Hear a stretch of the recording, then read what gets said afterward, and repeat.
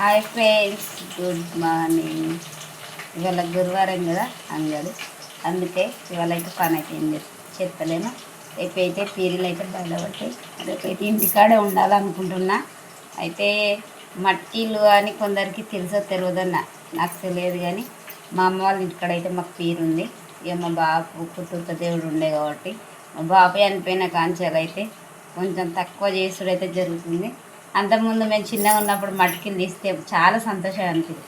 రొట్టెలు చేసి మంచిగా బెల్లం వేసి పిసికి మళ్ళీ ముద్దలు చేసి మళ్ళా బగారా రైస్ వండి శనగపప్పు ఉల్లిగడ్డలు కూర వండి మళ్ళా అదేంటి బెల్లంతో పాకం చేసి కుండలల్లో పట్టుకోతే ఆ సంతోషమే వేరు, ఆ ఎంజాయ్ వేరు. ఆ పీరిల కాడ ఎగురుడు దుంకుడు. మీరు ఎంజాయ్ చేశారా చేయలేదా? కామెంట్ బాక్స్లో కామెంట్ చేయండి. మా పిల్లలు కూడా ఎంజాయ్ చేసారు మా బాబు ఉన్నప్పుడు. కానీ మస్తు అనిపిస్తుంది. మా ఇంటికన్నా అయితే కొండరాజు పిల్లకన్నా అయితే 9 పీరీలు ఉంటాయి. చాలా చాలా సంతోషంగా అనిపిస్తుంది పీరీల పండుగ.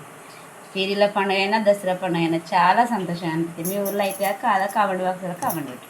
ఓకేనా ఫ్రెండ్స్?